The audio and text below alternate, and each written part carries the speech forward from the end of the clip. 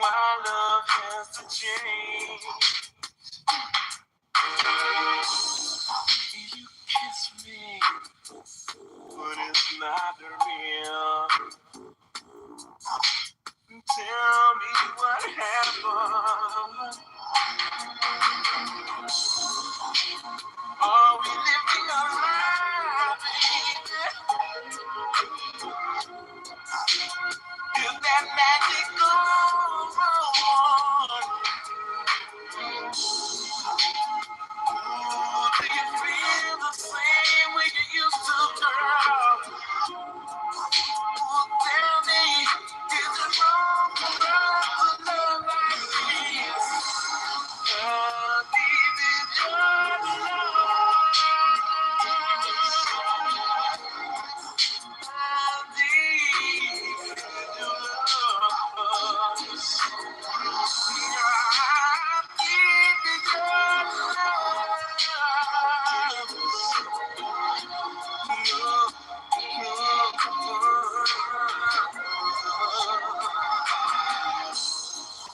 You run your fingers through my hair. You tell me you love me. You act like everything between us is alright, girl. But you know that it's not true. You love me, or do you wanna leave me, baby? Tell me, girl, I can take it.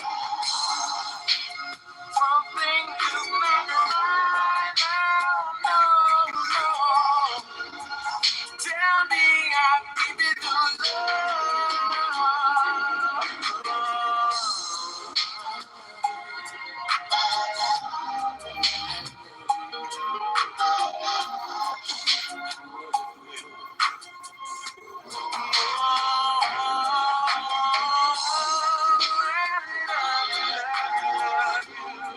Oh, yes, I do, my baby. Should be good, do it up, do it up, do it up, do it up, my baby. Should be good, do it up, my baby. That means I love you, darling. I just can't figure you out, baby. One minute I think you love me, and the next one I think you don't. I don't understand it.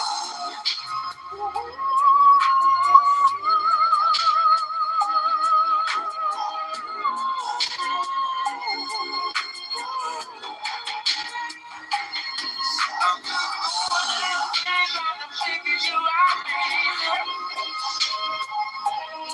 I'm deep in your love. I wanna know if I can tell the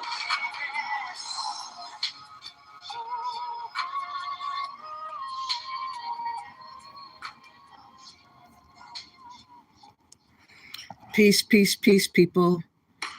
Hold on for a minute.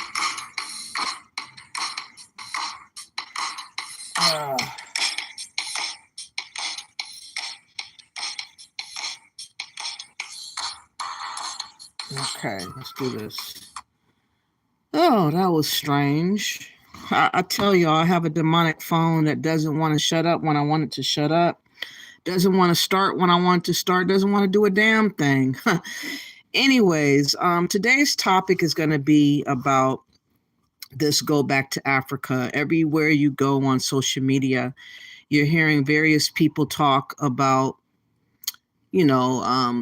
Black Americans flooding to Africa, other Western Blacks from the UK, Canada, and other places flocking to places like Ghana, the Gambia, and whatnot. I'm trying to get away from talking about the Gambia for a little bit because I have been talking about them specifically because of Anja Africa. Rest in peace to her. Today, I want to try to transition to talk about Ghana and also other areas of Africa that people are trying to get us to go to. I don't know if you guys have heard of a Blackwater guy who insinuated that they wanted to recolonize Africa. I want to play that clip first before we get into people's opinions about this return to Africa. I thought that this was fascinating that this white guy would be so bold to say the words that he says about recolonizing Africa, but he actually did. Despite the widespread condemnation of colonization, including apologies from heads of state, it's astonishing that there are individuals who advocate revisiting colonization in African and Latin American countries. Eric Prince, a former U.S. Navy officer, has said that African and Latin nations should be recolonized due to the perceived corruption and self-interest of their leaders. Before we dive into our topic today, if you're not already, please consider subscribing to our channels and ringing the bell to be notified about all our... Oh, by the way, fair use of all videos for educational, observational, and research purposes under Section 107. Also, for reality checks realized and lies denied. If you guys could, please like the video, share the video, subscribe to my channel. I would greatly appreciate it. Let's go. Exciting future videos. Eric Prince, a former officer in the U.S. Navy and the founder of the American private military company Blackwater, has stated that African countries should be recolonized because of the perceived corruption and selfishness of their leaders. Prince expressed this stance in a short video clip shared on Africa Facts Zone by proposing that if African nations face challenges in self-governance, it may be appropriate for them to undergo a new form of invasion. In the video, Prince expressed his conviction that Africans encounter difficulties in self-governance due to leaders prioritizing personal gains over the well-being of their citizens. He argued that if ineffective leadership persists, it is justified to reintroduce foreign governance, stating it is time for us to just put the imperial hat back on to say we are going to govern those countries if you are incapable of governing yourself, because enough is enough. When asked if he was endorsing colonialism, Prince confirmed absolutely yes. Then it's time for us to just put the imperial hat back on to say, we're going to govern those countries if you're incapable of governing yourselves, because enough is enough. We're done being invaded. Because our own national security risk is at stake. Exactly. National security interests are at stake. You can say about pretty much all of Africa, they're incapable of governing themselves and benefiting their citizens, because the governments there are all about looting and pillaging and lining their pockets and going shopping in Paris instead of actually... All right, hold on a second. Hold on. People on the left are going to watch this. They're going to say, wait a minute, Eric Prince is talking about being a colonialist again. Absolutely. Yes. In essence, Eric Prince is suggesting that African leaders are excessively corrupt to the extent that the only viable solution is to regain control over African countries. He further remarked that he believed this idea was suitable not only for Africa, but also for Latin America. During the 19th and 20th centuries, European powers like Britain, France, Spain, Portugal, and others colonized African territories in a period known as the Scramble for Africa. In 1960, the United Nations General Assembly adopted Resolution 1514, also called the Declaration on Decolonization. This declaration stressed the UN's support for independence movements in trust and non-self-governing territories, advocating for the rapid and conditional cessation of colonialism in all its forms, and reaffirming the right of all peoples to self-determination. While Again, it's very interesting that he was bold to say what he said, but a lot of people would probably agree with what he said. And I don't think that Pan-Africans are understanding how the world is evolving into a globalist agenda, one world order. So these types of people that are military or have some hand in recolonization of Africa, or used to have the bloodline of that, they feel in their mind that they're okay to do what he suggests. But where does that leave Black Americans or other Western Blacks who think that they can escape white, supremacy? That kind of like goes out the window. Not only that, China is over there in Africa. India is over there in Africa. Russia is over there in Africa. Everybody pretty much is over there in Africa trying to get their dibs in. And so this notion that Africa will be separate from colonists, from globalists, it's not factual. They're always going to have their hands in dealing with Africa because I believe that the leaders are just too weak.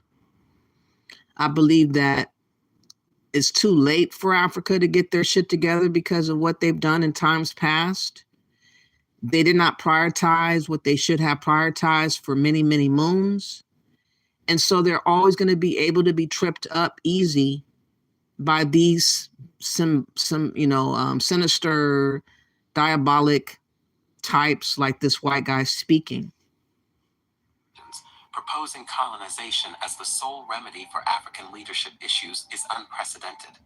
Colonization encompassed not only the governance by European powers, but also the plundering of resources, significant loss and devastation of lives, and enduring psychological effects on Africans.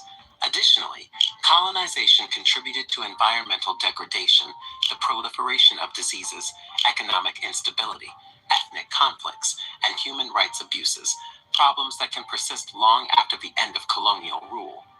Similar to past advocates of imperialism, Prince appears oblivious to his own motives and their inevitable consequences. He justifies his idea by asserting that countries suffering under corrupt governments deserve better.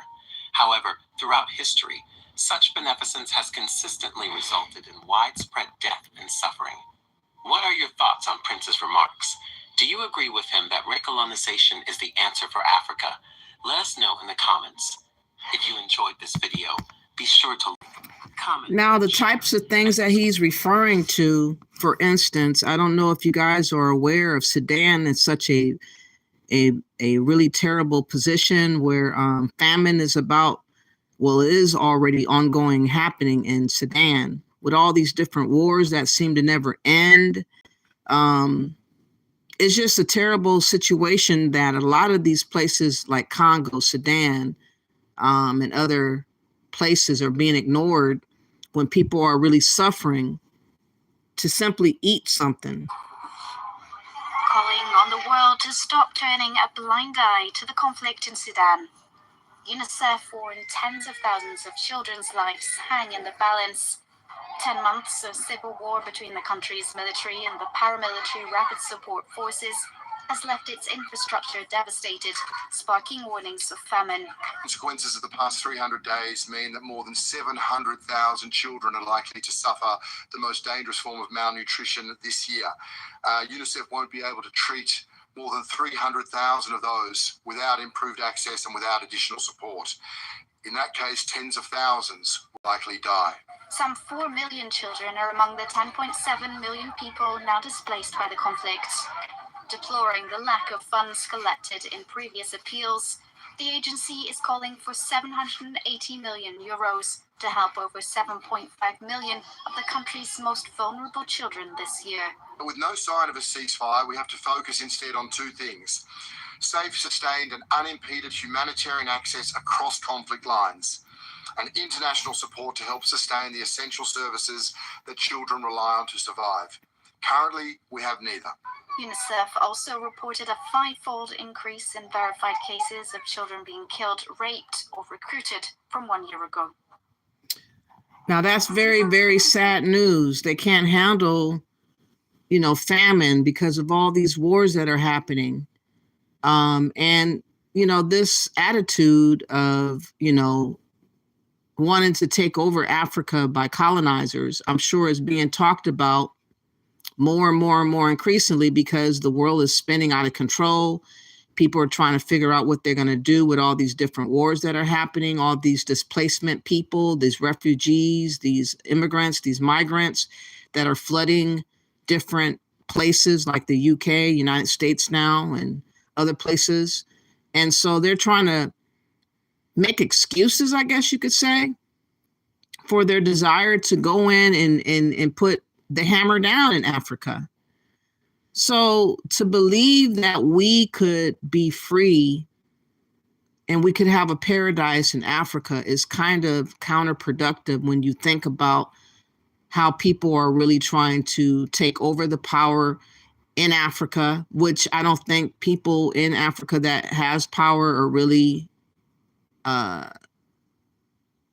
singularly empower themselves. They are being led by other powers that be to tell them what to do and how to move. And they don't have the gumption to lead them their own destiny, their own nation by what they desire to do. I know that Burkina Faso, Mali, and what's the other country, are trying to do something totally different. Those are the countries that did the coup in their countries. So they're totally doing something totally different. But the vast majority of Africa countries are very much struggling, and they are beholden to other white supremacists, globalists, colonists as before. So why are we dreaming the dream of Africa? Why are we fed this lie of returning to a place we never been? You know, people like to say we're part of the diaspora, and we're the only ones that are not. Black Americans are not. We don't have a home country that we come from, like other Black immigrants. They know where their country is of origin. They know, you know, I come from Nigeria. My grandma's there in Nigeria, Somalia, you know, Kenya, Ethiopia, all these different countries. We as Black Americans don't have a home country, and Ghana is just not it. People trying to make it seem like Ghana is it, but they're not our home country. They're trying to tie Ghana to us because they have an agenda for our dollars towards their debt, as I've been saying. And I think that more and more people are starting to understand that Ghana is not the place to be reverencing as much as we have been. And so this next video talks about why a couple left Ghana after 1 year. And I want us to understand what's going on with Ghana and why we should not be trying to put Ghana, like, you know, above everybody or everything that we do, because they're flawed. I don't think Ghana is for everybody. There's a lot of pros, a lot of cons. I think we really romanticize Ghana, which is fine, but we had to learn the ins and outs. We had to learn who was our friend, who wasn't. The year of return, whatever year that was, I didn't know about it until afterwards when our lease was up and we looked at the little funds we had, and I was like, you know what, let's go try it. People from all over the world are flocking to Ghana as the country capitalizes on its Year of Return campaign. 2019 marked 400 years since the first documented slave ship landed in Virginia. Most enslaved Africans were forced to board vessels along Ghana's coast and sail to America. You can't find time in Africa. You know I had to run into this guy right here. Hey, Con, let me tell you something. Everybody in America is watching my timeline. Tell all the Black folks why they should come to Ghana, Africa, period. Are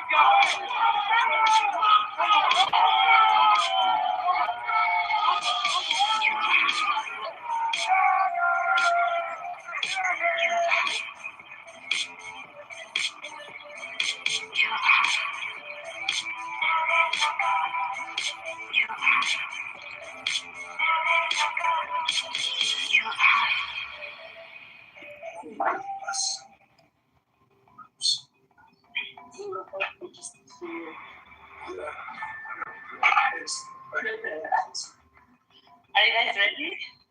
Is that okay? Are you ready? You're like, yes and no. We don't know. We're ready for life. So, okay. That's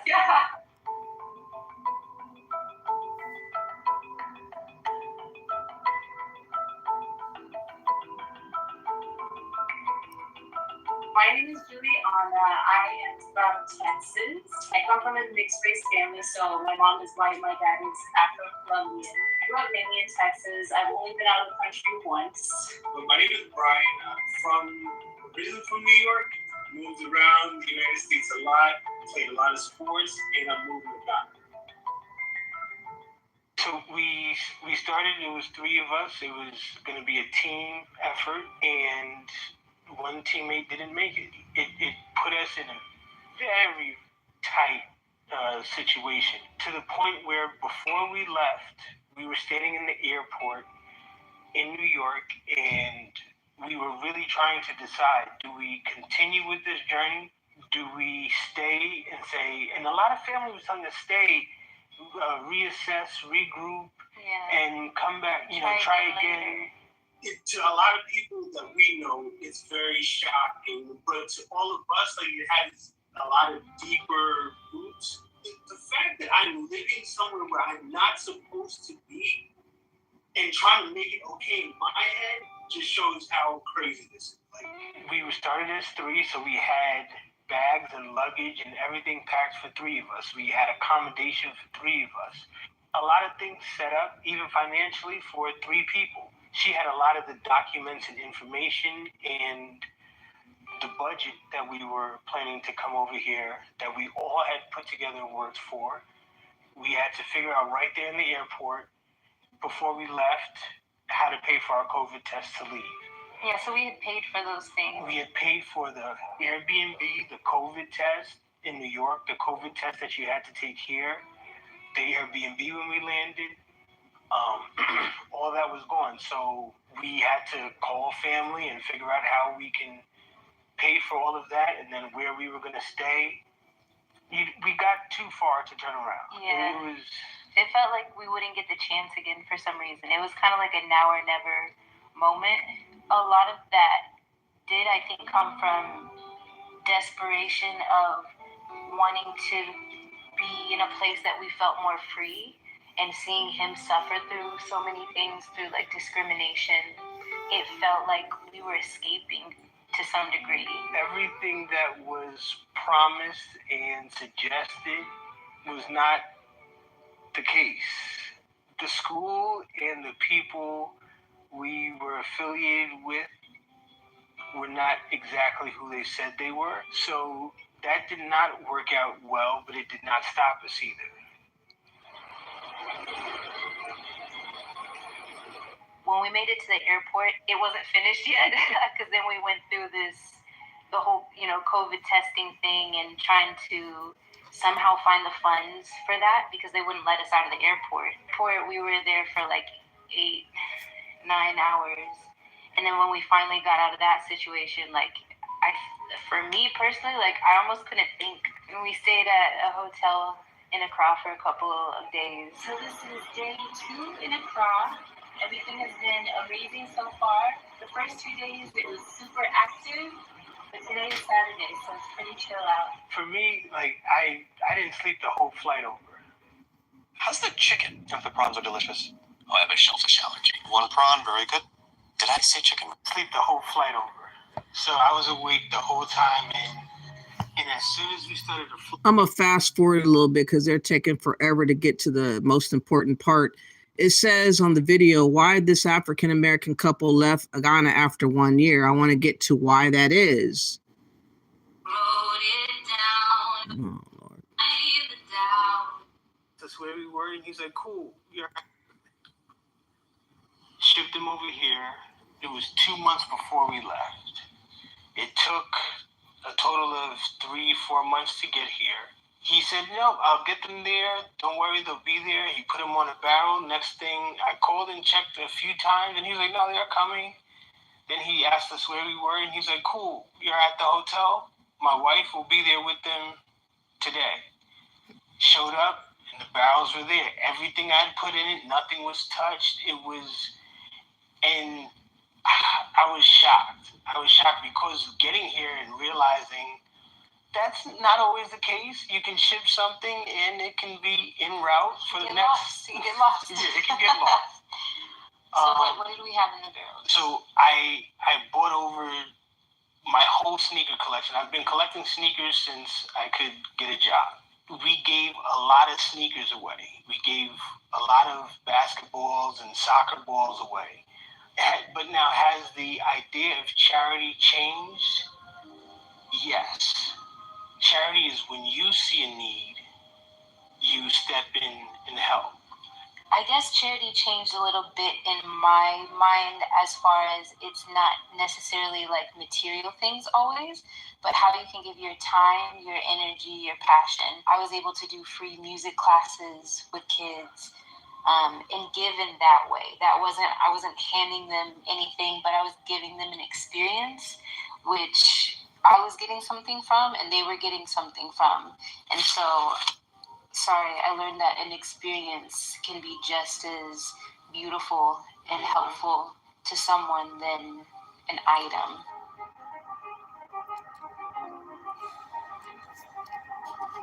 They totally clickbait this video.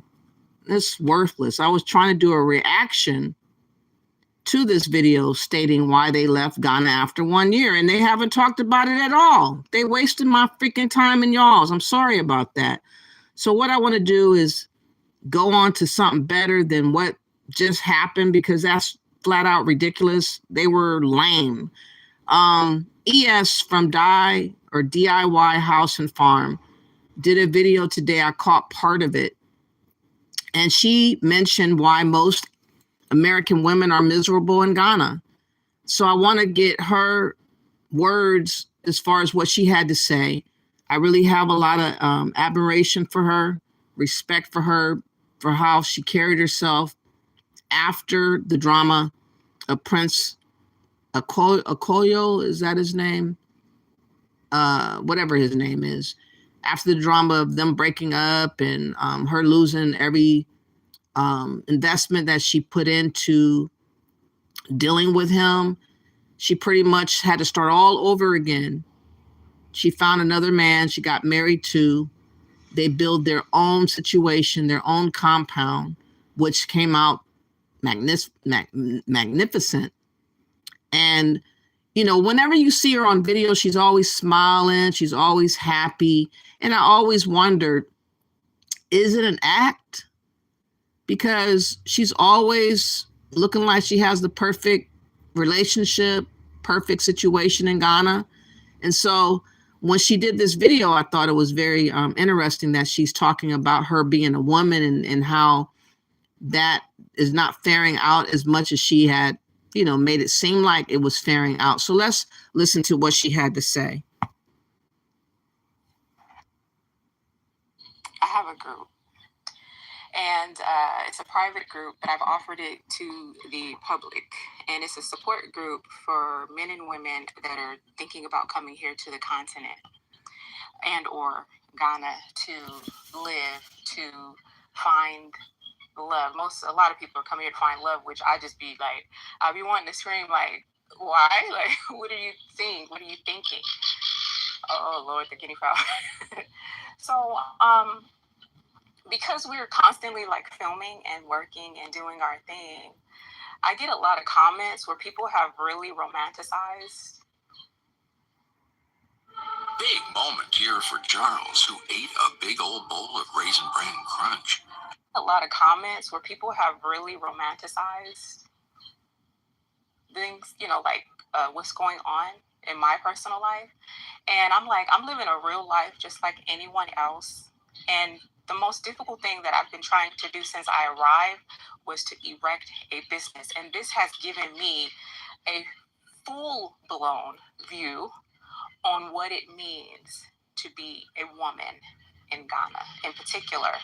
And there's so many differences that we experience, especially within the realm of wanting to conduct business, because the American woman, thank you for clarifying that, the American woman is she's coming with an independent mind state. And unfortunately, for years, there's been this propaganda that's toxic to think independently, but the universe put her in that position for a reason.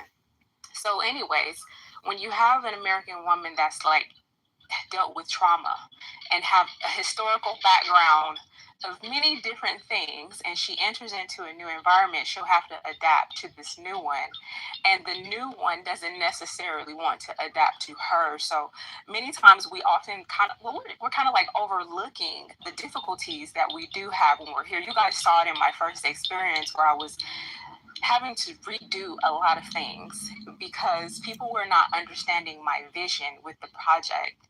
And also, I didn't know that people were doing underhanded things financially because I just don't know the language. I don't understand the social norms, so not only that, are we dealing with that dynamic? There's so many things pertaining to social, that we are having difficulties with now. I told you guys about my group. The reason why I know this is because everyone's sharing the same story.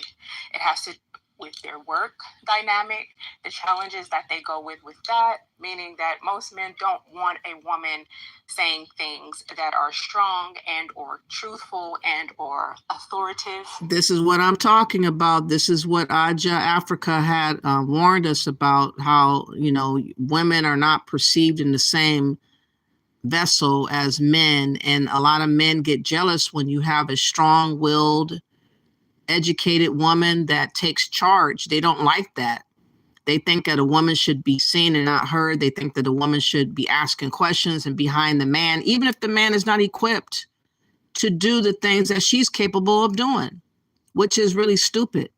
You say that you want a woman to be a helpmate. Sometimes the woman is smarter than the man, but she has to dim her light to make the man feel more manly in those type of cultures. This is why a lot of us as Black American women thinking that we could go and live in Africa is just not going to work out for us. It's just not going to work out because many men are going to be too jealous of our light shining over theirs. That's just the truth. And so most American women are coming with that empowered concept of being. So we also have this thing where people see Ghanaian men in particular, African men, as family men, not taking into consideration that there's a lot of things that come with that. Africa is not this promised land like everyone thinks it is, or the propaganda that's been spewed. I will speak my truth. It's not. And I usually speak like this at Higher Mind Network.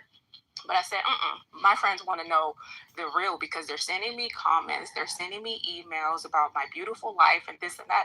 And I'm like, hold up, cousin. In the real world, let's really think about that.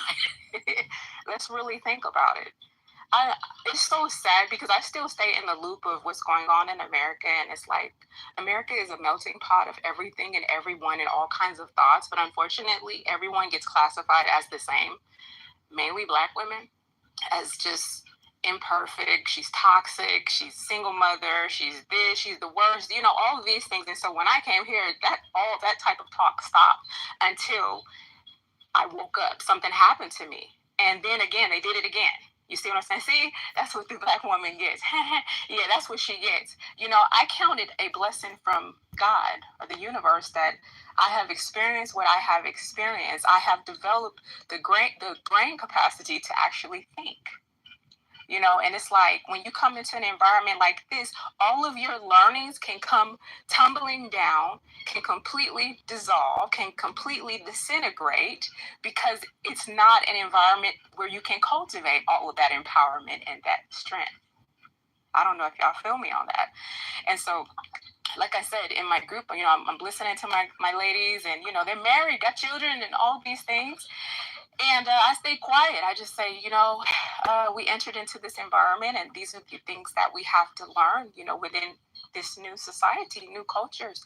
But there's so many tears. There's so many tears.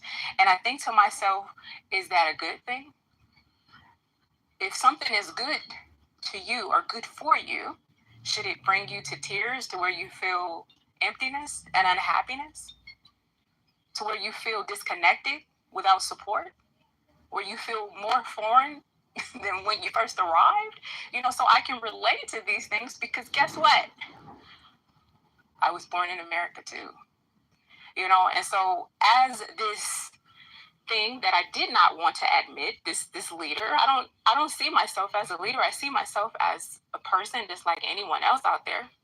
You have to be wise about your decisions as to why you're coming here. The reason why I came here was bloody darn stupid. It was the most terrible thing that I could actually do, and the universe woke my tail up and showed me that you didn't have to leave to live on a farm.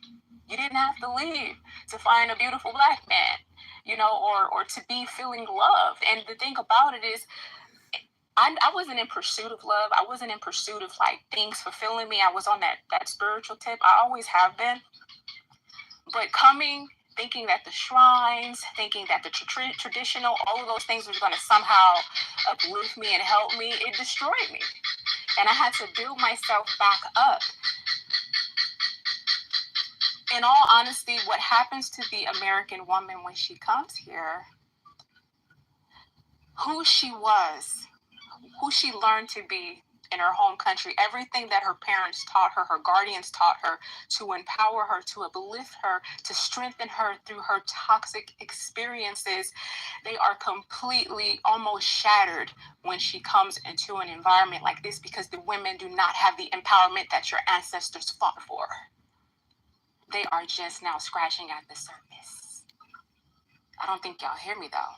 So what's been a great experience is observing the family dynamic, but we're talking about a dynamic that is stemming from some very archaical experiences, meaning that there's a lot of old ways and a lot of old values, and who said they were 100% good. There are a lot of things that not only, you know, America needs to fix, anywhere in the world, we all need to fix things about our societies and about ourselves and about how we conduct ourselves within societies, how we develop, so on and so forth. But Ghana has their own problems. And different African countries have their own problems. And when you move into their societies within their cultures, you're about to adopt what they got going on. And so therefore, if a man or a woman has not received the same upbringing as you, the same love, nurture, and care and compassion as you, the same education level, thought, society, you know, these types of things, that is where you're going to have the culture shock and the clashing. It would probably be much more easier for a man from abroad to come and to find his women, because the women are, and there's no disrespect to my Ghanaian women, I've actually had I was blessed one day to sit with some Ghanaian women maybe about a month and a half ago, and they completely opened up to me. We'll talk about that later. Okay? There have been people, wait, I forgot where I was going with this. See, that's why I shouldn't have changed the idea. But anyways, I was saying something about the men. The men would have a easier time because of the social upbringings of the women. And just so you know, not all women are like this here, where they didn't come up with the same push that we had, you know, to survive. Their survival is different. So people think that American women are classified in like this little bitty box of something, but it's too diverse to do that, you know. And so what I'm saying is that it would be different for the American woman versus the American man, because men you're just, I don't know how to explain it. Like, it's just easier for them because the women kind of like do everything here, unless they are rich and or have like a social upbringing of equilibrium, or Western educated and things to that nature. We can go really deep, but I won't. Again, the woman has to totally get rid of everything about her to assimilate in the culture of Africa. And she's talking about what she had to do. She had to dumb herself down. She had to forget about being powerful, empowerment. She had to forget about how smart she was. She had to let go of a lot of things and let her husband kind of lead her, even though she knew a lot more than what she was letting on. And so, you know, I just don't see how it would work for many of us to do what she's doing. And I can imagine that her dumbing herself down is not making her happy. So I'm interested in why she said the title of the video. You know, and so it's just, we have to be aware. 1, 2, 3, 4, go. Bounty Mega Roll. 4 rolls in 1.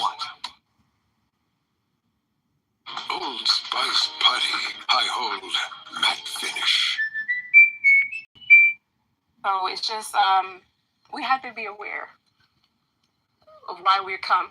You know, if I were to recommend, like, excuse me, I never recommended or promoted this place as like, hey, y'all need to come out here because you can find you a man that's going to treat you well and give you everything you want. I've never said that. I will never say it because I will be like setting you up. I have many sisters, many women that have come here and they've taken their behinds right back. What does that say?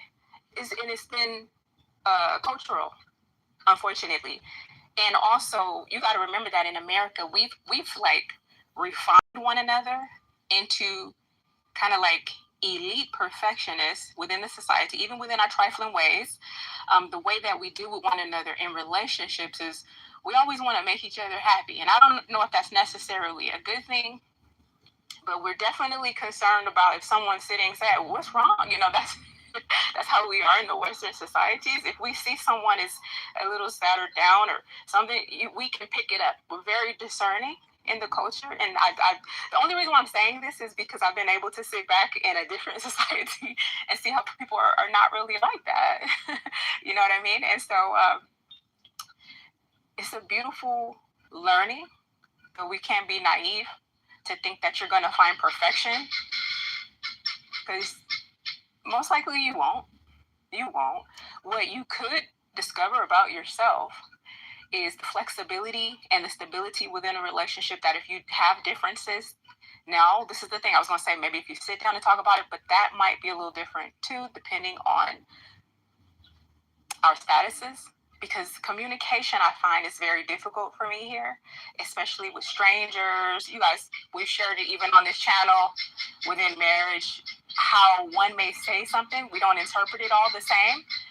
And there's a lot of different intricacies in our communications that could be difficult. So sometimes I've chosen to actually stay silent about things. So a lot of the videos that you'll see, that's why I asked you guys yesterday, would you guys like silent videos? Because I actually feel happy doing that for you guys sometimes, because I don't always have the words to say, because maybe that day I'm not really feeling happy. I'm not feeling good. I'm not feeling like 100%. And so I don't want to like say something that will offend anyone. And then also what I've grown to realize like in this experience is that like even if I'm feeling a certain type of way, maybe it's something I have to deal with. You know, and so I'll be like, okay, well, go cook something and I found great healing in that. I found great healing with adapting to the country, in the environment, by dealing in nature, dealing in creativity and things like that. That's really what's holding me up here. But sometimes I question, like, you know, like, did I really need to come this far to do that? And the answer is no, I didn't. You know, so that's why I'm saying to you, before you take that leap, ask yourself, what are you truly what are you truly going for? Are you going to escape racism? Because if that is the case, according to what I know now, you can escape racism right where you are. Right where you are. It's going to start with your thinking. I didn't know this over there, babes. I didn't. How I think now and what I believe now, I didn't have it. So being here was a blessing for me, even though I made a mistake in coming and this and that. I had to work that out. You know, got married, and so I got beat with the reality. Like, okay, now I'm just kind of like stuck here. So how are you gonna work this out? Because it's easy to just go back and just be like, let me go back to my comfort zone. But when you go back, what are you going back to? Again, this is ES. She is a Black American. She's been in Ghana, I guess, a couple of years, maybe 2 to 3 years now. She has really expanded her horizons as far as where she was when she first got to Ghana and where she's at now. And she's speaking her truth about how difficult it is as a woman to assimilate in a culture that is male dominated, when she's used to being expressive, she's used to being empowered. She's, her family promoted her to be strong-willed, and she had to adapt to not being that type of person, but at the same time, it freezes you up. It might frustrate you because you're not used to being silent. You're not used to just listening. You're not used to taking orders as much. And so she's saying that you need to know why you're moving to Africa, because the culture changes is so dramatic. And it's going to be shocking for most of us as Black Americans or Western women in other countries that is not used to the culture of Africa. And as I'm saying before, I don't think it's important for me to try to assimilate to Africa, because again, there's a lot of Africans coming to America right now. What do I need to leave America for? And so, you know, she's trying to describe her experience and how she had to maneuver to work around her way to appease the culture, which in a lot of ways is very difficult to do. Yes, Brianna. So this right here, that's just a little of why it's even difficult for someone such as me. And I consider myself like a not a lucky go happy person. No, I'm adaptable. But my adaptability has been challenged because this has not really been the place where I could express myself fully. You know, you guys know that things have changed for me for the better because I chose to change it. No one changed that for me. I worked on myself. I saw my own BS. I saw my own negative thinking, my own negative self-talk. There's a lot of things that I worked on quietly, you know. But even when I was over there at our project and I was sharing in poetry, people, that kind of went over a lot of people's heads because I have this tendency where I don't want to offend people. But I felt like my tongue, my mouth was being just covered. I felt like I couldn't express myself because my ideas are not liked or they're not respected. But I learned something from it though. Like, just mind your business. Don't try to go clean up the streets. Don't do this thing. You see what I'm saying? Don't do anything. You said I sound miserable. Well, you damn right. Like, that is the point that I'm sharing here, is that yes, I am miserable, but then there are days where I'm absolutely fantastic. You know, like I said before, I have a group that I started this support group. I called it a support group, and people kind of like took it as help one another to get things done in Ghana, you know, visa, this, that. And I called it a support group for a reason, to exist here in harmony with ourselves, learning to live within an environment that's different from our own and see how far we can take it with support of one another, because it's not going to be easy.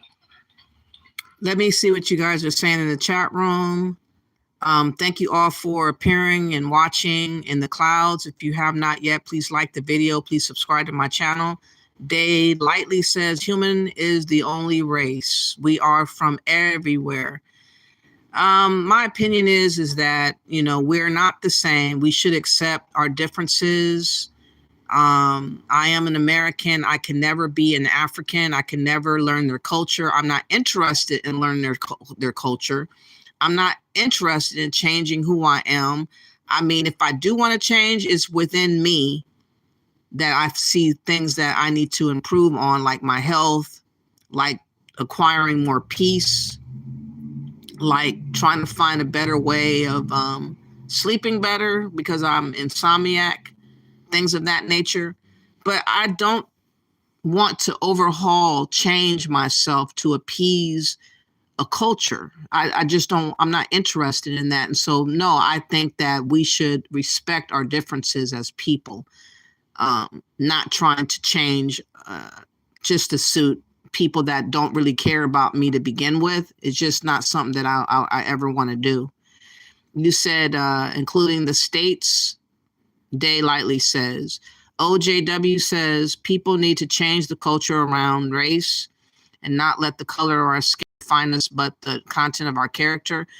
It sounds nice, But what do you mean about changing around the race? People have set in cultural differences. So what race are you, what are you talking about? How are we going to omit the culture? How can we omit what we've been raised up to be? I don't think that's feasible to do, because you're going to ask for most of us to have to change, but you're going to accept a few to not change.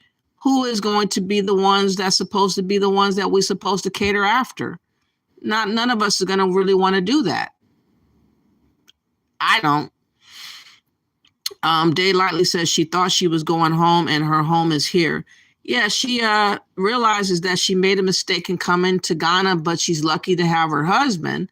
I'm sure that she's happy to have him, but her mindset to come to Africa to escape America probably was the wrong idea in her thinking. And so she's reevaluating, the reasonings for her being in Ghana right now.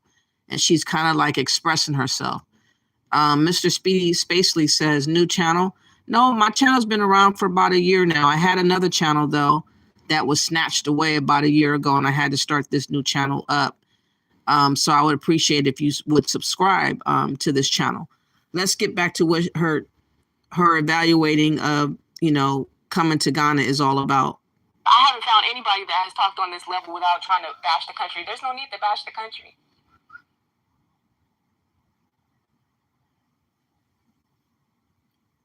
We had a 6-hour layover in Rome, which was just enough time to tour the ruins, if we skipped the line.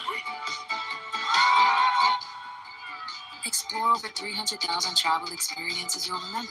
Do more with Vitatour. They have too many commercials. My God. Hours through tough messes. Makes it look like I spent hours cleaning. No, I didn't. Anybody that has talked on this level without trying to bash the country, there's no need to bash the country.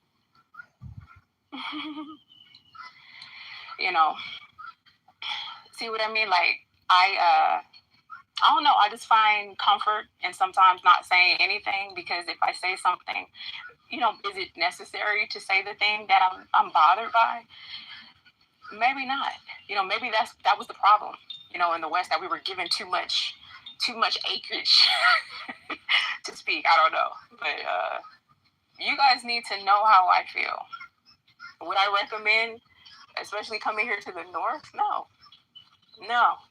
Too many of my girls have come here and had difficulties. I have some that are doing okay, but I've had some ladies that have come here and have endured the most toxic ish I've ever seen or witnessed, and I myself have experienced that as well, babes.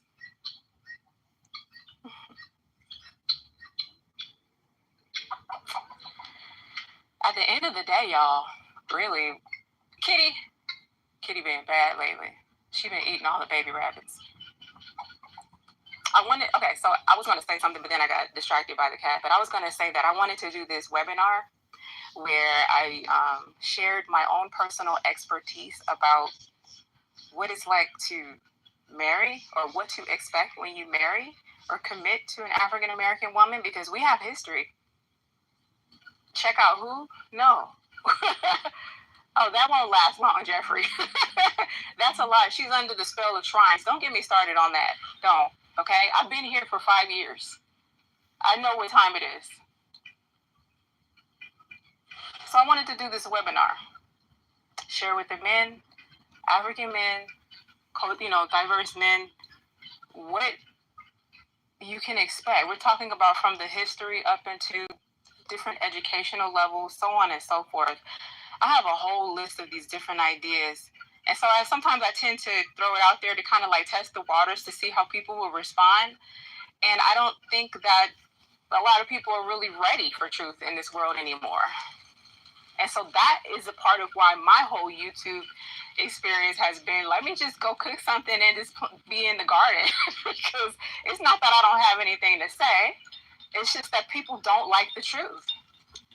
Bingo. People don't like to hear the truth. People don't like to understand your perspective. They want to hold on to agendas. What's up, XDMC? You said There's a lot of YouTubers selling paradise in Africa without warnings of the cultural differences, not knowing how to move, and is literally costing Black American lives, especially Black American women. Yes.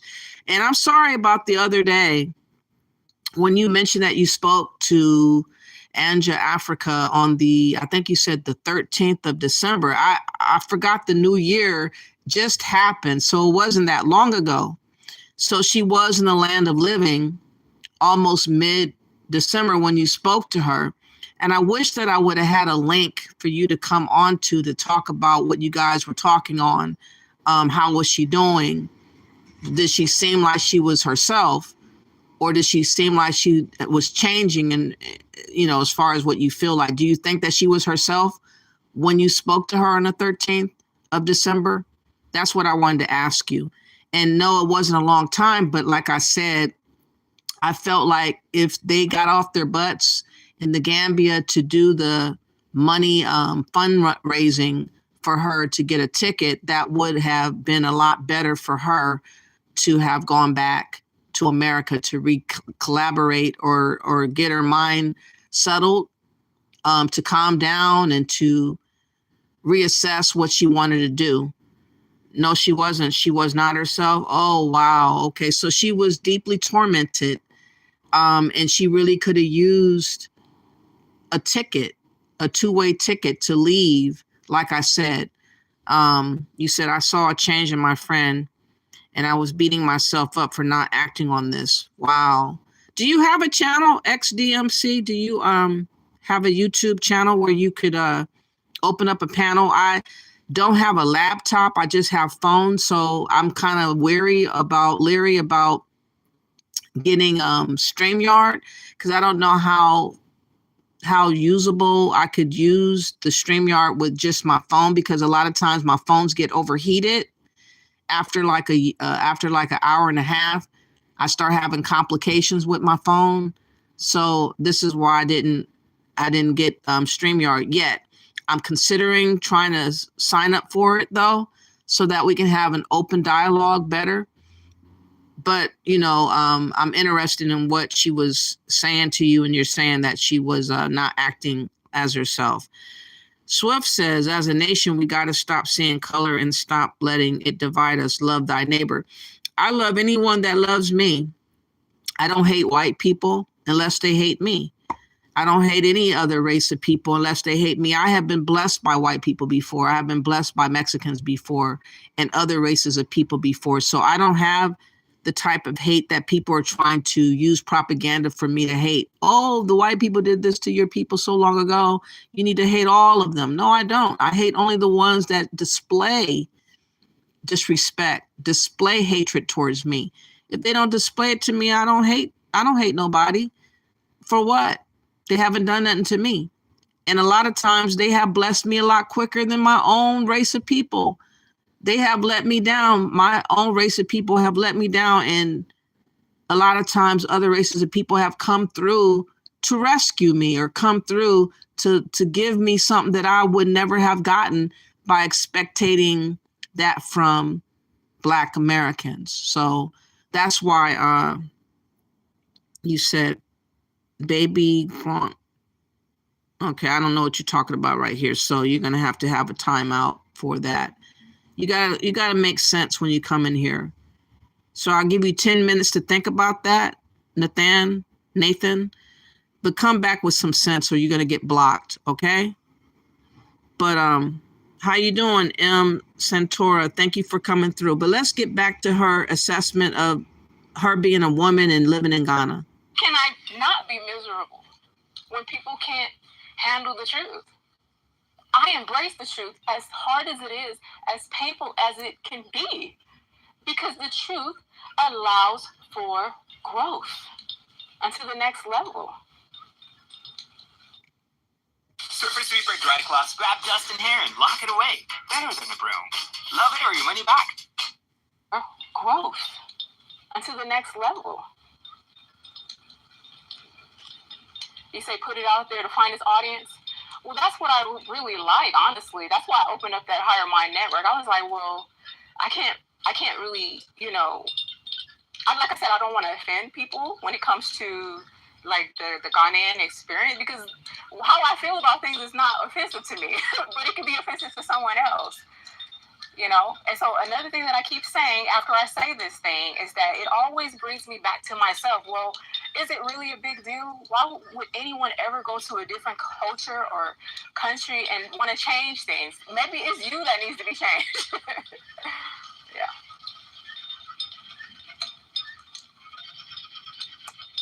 Melissa, you say the truth is toxic. Okay, so I'm not alone on this. I thought maybe it was me. I've gone so many years in the U.S. of complete bliss, studying so many different things, meeting different people on different higher levels, conscious teachers. Like I have so many amazing teachers that have taught me about the world before I got out there. And I'll be forever grateful for that. There's so many people that have entered in and out of my life who have dropped their seeds in my mind. I have kept your information, and I am so happy for that, because it helps me to look at the world for what it truly is. People do not like truth.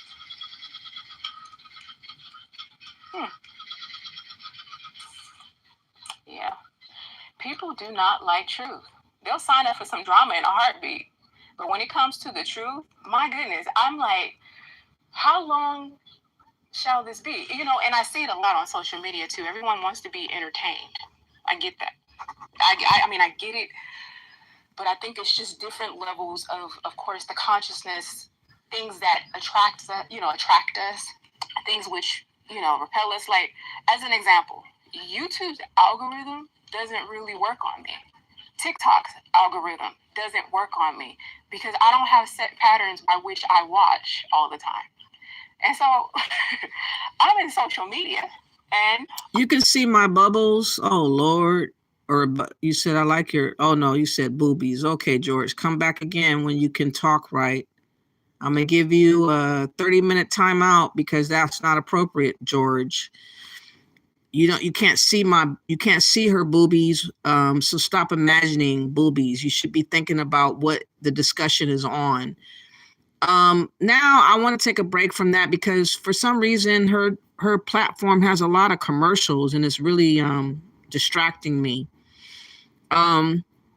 Again, what is this notion about us needing to go to Africa? Why is everybody gung-ho about us going to Africa? And why can't we just be honest about the fact that a lot of us don't care to go to Africa? And that's not offending Africans. It's just that we don't desire to do what the movements and trends is trying to require for us to go do. We're not having it like that. And so people preaching to us about America's done, we need to just get up and go. The pressure of that, I think it's really unfounded. I don't think that it's fair for people to keep doing against us. And so I want to now play this video where this Democrat shill, Jamel Hill, is claiming she knows the reasons why Black Americans don't want to move back to Africa. And this is going to be my first time watching this video. I don't really like this woman because I think that she works for the Democrats, and I'm against the Democrats because they're destroying America as we speak. But I don't agree with people that's trying to tell me that I'm a self-hater if I don't want to go visit or go live in Africa. Like, who the fuck are you to tell me what to do or think? God has been good. I've been to a lot of countries, but I feel our people are not living life to the fullest where they are until they return back home. And then as soon as they come back home, most of them don't want to come back. I know a lot of people that came in for just a visit, and these guys don't want to go back. So it's just a sense of pride knowing that you have a home to go to as Black people. Hello, brothers and sisters. I hope you're fine, super fine, very fine, wherever you are. So I'm going to address some issues today. Why Black Americans don't want to come back to Africa?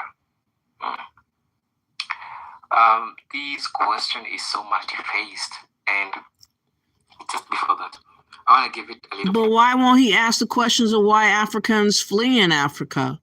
Why are they not wanting to go back to Africa? And they're from Africa. Why is everybody putting this all on Black Americans to have to want to do something that we never thought to do initially? I find it very just disrespectful. For context, don't you feel guilty? I'm not talking about not the real story. I'm just giving it a short story. Do you think that a child who is born and separated from their family, and later on when they grow up, they know that this is my father, that is my mother, this is my family. Do you think this child would go and want to know more about their parents or want to know more about their lineage? Also, should the parents force the child to come back to the family? I want you to ponder along those questions. Now, a person with a good conscience will try to find out, which is normal to any human being, will try to find out, how do my people look? How do they talk? Are we similar? Do we share some physical features? Is there something common amongst us that when somebody says we look alike, and these features will make you evaluate, coming back to the context, Black Americans or African Americans, the same happens with you. Whether you deny it, whether, I don't know what you call yourself, Black Americans, African Americans. Again, this evaluation of our mind state when they have so many problems over there in Africa, can't y'all find something else to talk about in your own country that needs to be corrected instead of always focusing and obsessing over Black Americans? Just this whole video so far, like pointing fingers at us about what we're not doing for Africa. Why don't we want to visit Africa? Because we don't desire to. It's our prerogative. Just like if you decide to stay in Africa, it's your prerogative to stay. If you decide to take the risk to come abroad, to come to UK or come to America, no one's getting in your way to come and do what you're attempting to do. So why is everybody so gung-ho about what Black Americans will or won't do? It's none of your business. But many Africans are trying to make our decision to stay in America, our decision not to visit Africa, as being problematic. It is our business. Stay in your lane, mind your own business, and everything will be all right. But no, there's many platforms like this. Many Africans daily talk about Black Americans. They got us in the title, African American, Black American. Why they ain't doing this? Why won't they do that? Why? It's ridiculous. Listen to this. Bro, overseas, we are one people. I'm not trying to force you onto it. Now, I don't want to say much. Let's watch this video. It's more of a podcast, and we'll say something after it. I'll be giving you the comments from the video that I took from it, the comments of Black Americans and African Americans that said much about the video, so that we may hear why Black Americans don't want to come back to Africa. No one is forcing you to come back to Africa, but let's just watch this video. This is kind of an interesting No question. one's forcing us, but yet he's doing a video about why won't we come back to Africa. For you. I'm a Russian Jew. At 4 years old, my entire extended family moved out of Russia into the U.S. because of the horrible treatment the Jews would get in Russia. We couldn't get into certain universities. We couldn't get into certain jobs. One of my relatives' brothers got killed when they found out that he was leaving the country. It was, it's one of those situations where after a while, my family said, there's no point in raising children in this place. And recently I interviewed this artist named Sakrdi. He's the biggest artist in Ghana, biggest rapper in Ghana. And we were talking about something called the Year of Return. I don't know if you're familiar with this. I am familiar, yeah. Last year was the Year of Return. It's like a movement to make people come back home. So I endorsed it because I believe in that. The Year of Return, that's amazing. Yes. So again, the Year of Return was a money grab. It was a scam. It was about Ghana and their economy going to hell in a handbasket. It was about them getting tourist money. It was not about us at all. It was about us paying for looking at the dungeons, paying for Airbnbs or hotels, paying for food, paying for everything. Everything that we got, we had to pay for. So this notion of coming back home, no, it was a money grab. It was a scam. And so him talking this way is annoying to me. Return this year, I don't know if it's official, but they didn't want to keep it just last year, just being a year of return, because it's a whole movement. It's not going to be just a year. This is a way of thinking way forward. So I think moving on, they were trying to, the tag, I think it was beyond the return. So now it still keeps going. Like, people need to come back. You know, the lifestyle in the States. I've been there. I've been to London. No, we don't need to come back. It costs money to go there. It costs $2,000 just to touch down in Africa. Then it costs extra money to stay and be there.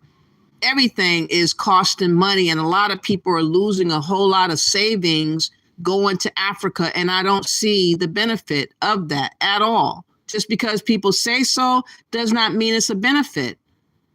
People that say so are benefiting off of you spending money. That's why they keep telling you you need to come. Germany, I've been to.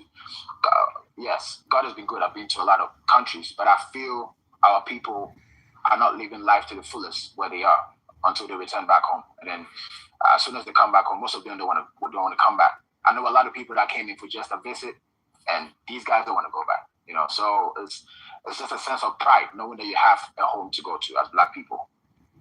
Yeah, it was this whole thing that they set up in Ghana, I think about a year ago or so. And you know, Idris Elba, whose mom is from Ghana, and like, you know, Boris Kojo, a lot of people went over there, and they just talked about how, look, all this bad treatment that you're getting in America, come back to Africa, where we own everything. And it's so funny how this guy that's speaking, I think he's Jewish, or maybe he's Russian, I don't know. Vlad D, whatever his name is. And he's always in Black faces telling us what we need to do. He doesn't know how to mind his business. He's always in Black affairs. He's always interviewing rappers and whatnot, getting them in trouble, having them make them basically tell on themselves where they're going to jail and whatnot. Vlad TV. He is a culture vulture. And he's sitting up here talking about what we need to be doing. Again, this is an agenda by white supremacists who are propping up these celebrities, musicians such as Ludacris, celebrities such as Steve Harvey and others, to promote this return to Africa. They want to replace us in America with immigrants. And this is what's happening right now with the migrants that's coming over here. These illegal aliens are squeezing us out. We're being replaced in Chicago, New York, Detroit, Baltimore, is it? Maybe not Baltimore, Denver, and other areas such as that, on purpose. And they're trying to make it seem like we don't have no other option other than Africa. But they have an agenda to replace us. This is what this is all about. Everyone in the government looks like us. You know, clearly there's a history of slaves being taken out of the country, you know, people being kidnapped as slaves to be taken out of the country, but it's not the same level of brutality that happened in America. Why do you think more people don't just say, I'm just going to leave America and just go to Africa? Well, unlike many immigrants who come to America, we don't have the same relationship with Africa. That doesn't mean we shouldn't. In fact, that's one of the travesties of being brought over here as slaves, is that we lost our connections to our home countries. We lost our lineage. Right. We literally lost our names. Right, but we didn't have any connections to America. No, and you decided to come over here. Yeah. You were fleeing something. We were fleeing. Right. But here's, you know, when you take these same situations, yeah. it's kind of a similar thing.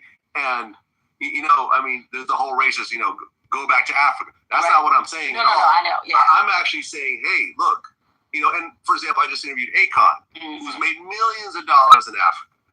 Like he became successful. Akon made millions of dollars in Africa, but he won't stay in Africa. but he's telling Black Americans why they need to go. He's over there in Africa promoting Africa, but he makes sure that he gets on the nearest plane and take his ass right back to America and then tell us as Black Americans we ought to go. When we don't share the culture, we don't share the language, we don't have the food, we don't have anything to do with Africa. And it's no offense. We were stripped of all that. And some of us don't care to learn it. We don't care to change. That's just the way it is. But Africans are so butthurt when we tell them we're not interested. We're not interested. Most of us are just not interested. What's up, Sheena? Thank you for coming through. I really appreciate you. America, became a millionaire in America. And instead of just saying, I'm going to keep putting my money over here, he started businesses in Africa. He actually did the whole Lighting Africa project, which, and I just interviewed him about this. 350 million homes now have electricity, thanks to this guy. Yeah. How many Africans have electricity now? Thanks to you. Man.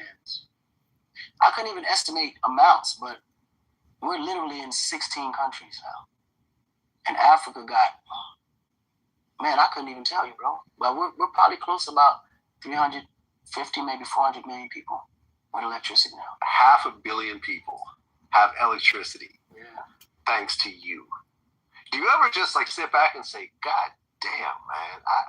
Because let me tell you something. Funny, I never did before COVID. COVID kind of made me understand and realize how much impact I made in the time I was working. Because normally when you're working, you're just in tunnel vision. You don't even see what's going on and what you're accomplishing. Because I don't care how smart you are when you're born. I don't care how intelligent, how analytic you are. If you don't have electricity, you're just going to be doing farm work. Period. You can't do nothing. What can you do without electricity? Absolutely. You can't even learn outside of whatever tattered books are in your village. Right. You can't go on the internet. No. You can't you can't Google anything. You can't look up something on YouTube. Right. You can't do nothing. You can't do I remember thinking the other day, before Google, if two people were arguing about a fact, whoever could argue better would be the winner of that argument. Right. You couldn't say, well, let me look it up. Right. Whoever just argued Whoever had the best argument. The best argument would win. That would become the fact. Now you can pull up stats. You can pull it up. A guy who grew up in Senegal. Yeah. In a house with no electricity, who just wanted to give electricity to his grandmother because she didn't want to move into the city. And and he even said everyone he knows that went over to Africa became successful, from the U.S. So why do you think they're... Again, that is a gimmick. That is a lie. That is a hoax. That is just a lie to tell us anything, to tell us to try to go up over there. Okay, Atlanta gotta go. Atlanta, you're going to be put on 30-minute timeout. Think about what you've been saying. People that want to troll are going to get just timed out or be blocked. I'm not going to fool around with any of you. And Sheena, if you see any trolls, just time them out for the whole day. Or if they say something really, really ridiculous, just block them. You said, I wonder if the Ghanaian government have something to do with this. Yeah, they did. In 2018, as they devised this plan for the year return with the Black Caucus and with the then ambassador, Dr. Eric Kana, I talk about, they all were in cahoots for this return to Africa because they wanted to get in our pockets. That's all that this is about, money grab. Outlaw Josie Wells says FJB, which I don't know what that means. Okay. And Sheena says, I'm not going to Africa. I'm not going either. I desire not to go. If there's plenty of other states that I have never been to. I've never been to Texas. I've never been to Florida. I've never been to other parts of California. Why do I have to make my way to Africa to appease who? For what? I'm not spending no damn money. And Propaganda says, I'm African. BTW, and I see your point, but there are plenty of Black Americans who are interested, and that's cool. I think just visiting has been a good experience for them. Yeah, they got to spend money though. If they don't really have that money to spare, then they're breaking themselves on that I don't feel like they should have to break themselves to go visit Africa. If it's returning to Africa, it should be free. And since it's not free, then it's a money grab. And you said, I think he is lying. They're always liars. How you doing? Mentata Pharaoh says, a South African, I also think Africa must focus on her own issues. I think that Africans who have fled Africa should be held to this standard that they need to go do something about their country and stop skipping over them to come to Black Americans complaining about what we're not doing for Africa. We ain't never been in Africa. So why are you surprised that we're not doing anything for Africa? It just doesn't make sense. Okay, I got you. Thank you, Sheena. And muting people like people kills free speech. Do you want open dialogue or yes, men? No, I don't want nobody talking about bosoms. I don't want people talking about stupid conversations, trolling that is not on the topic. If it's on the topic, you can have your opinion. If it's not on the topic, then you got to go because you're disrespecting my live. So this is free speech for people that's staying on topic. Sheena says, there is a video that just went viral about this white man saying Africa needs to be colonized. Yeah, I played that a little bit earlier before. So that just happened not too long ago. You said, Jerry, this is her page. If they disagree, they should leave. No, I don't have a problem with people disagreeing. I have a problem when you're talking about bosoms. I have a problem when you're talking about other things that have nothing to do with anything or telling me that I need to go to my environment. My environment is where I'm at. Don't tell me my environment is not where I'm at. You know, that's a white supremacist talking point. If you're going to come in here as a white supremacist, I don't have time for that.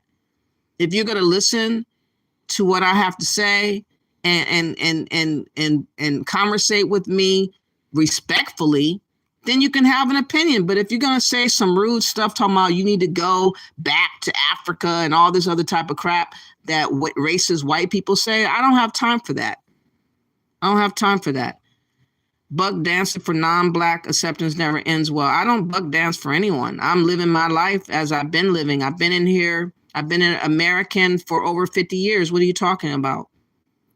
So there ain't no buck dancing. So for that, you get timed out. Like I said, when you come in here disrespectful, you got to go.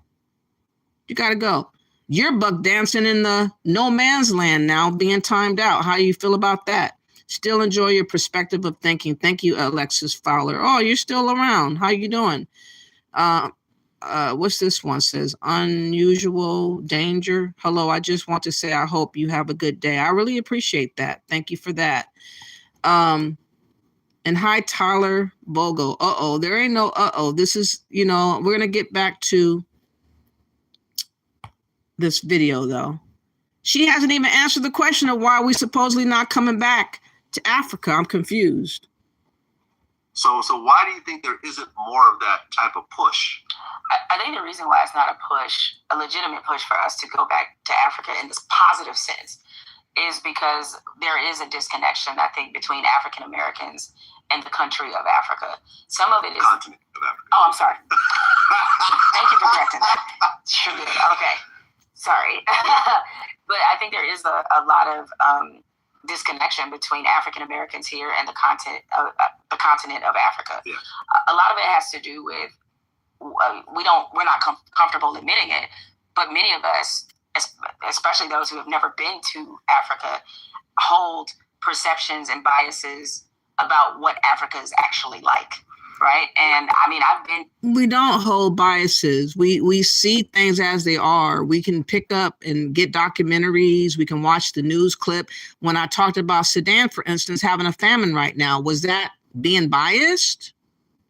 When I talk about their war that's unending, is that being unbiased? It's actually what's happening. If I talk about Nigerians crapping in the middle of the street or wherever they crap, not in the toilet, am I being biased? No, it's just what it is. And they're not developed enough, and it costs too much money to go over there to see about them.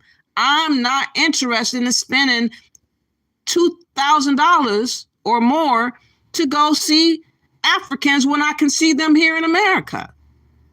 They're not trying to conversate with us over here in America like that. So I don't see the big to-do to have to go to Africa. For what? To spend money I really ain't got to spend? No, I'm not interested. Comfortable admitting it, but many of us, especially those who have never been to Africa, hold perceptions and biases about what Africa is actually like, right? And I mean, I've been to South Africa. I went to Kenya on my honeymoon. I want to explore more of Africa because most of the people I know that have been to Africa, and I know plenty of my friends went on that year return trip, is that once you're there, you feel the immediate connection. It just feels good, much like it does here in America when you go to cities or to places where everybody in there looks like you. There's a sense of comfort. Again, that is changing every day. There's other nationalities that are in Africa. And like I said, the story about Congo, the story about Sudan, it's not being biased. It's the fact that Africa in so many ways is on fire.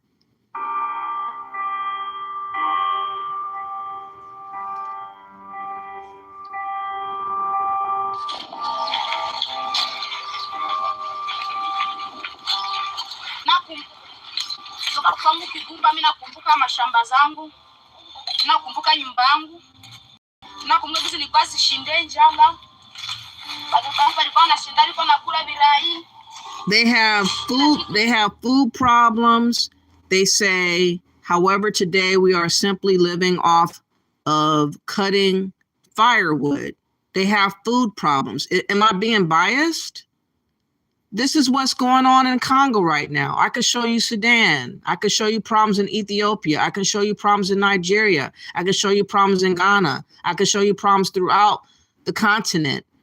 I'm not being biased. I'm being realistic. This information is available to get to. And it's just, like I said, it's a complete struggle.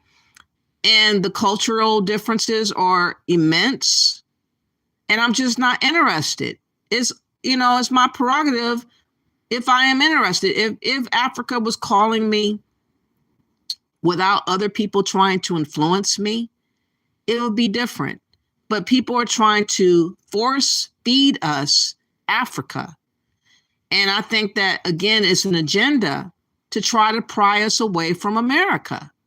And we built America. We've been here for eons and eons and eons. Yeah, there's problems in America too. But what I'm saying is we don't have this type of problem.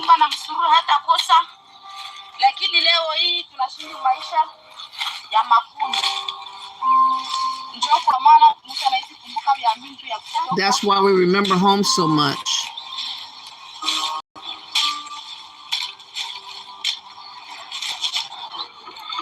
Yeah, there are problems everywhere, but I choose to stay my ass where I'm from. Is there something wrong with that, Rose, for me not to be wanting to be bothered with other people's cultures or other people's problems? That's not my situation. You know, you have a choice to stay where you are, or if you decide to go somewhere else, no one is harping you about what you're doing, Rose. You can choose to go or stay as you want. Why can't Black Americans do the same damn thing that you do, Rose? What's wrong with us doing the same thing? Our blood is in this soil, like Lady P says. We are from America. People are trying to convince us and trick us out of claiming where we're from. And I have a great calm down. Okay, calm down with a timeout. That's what I'll do. Calm down with a timeout. There you go.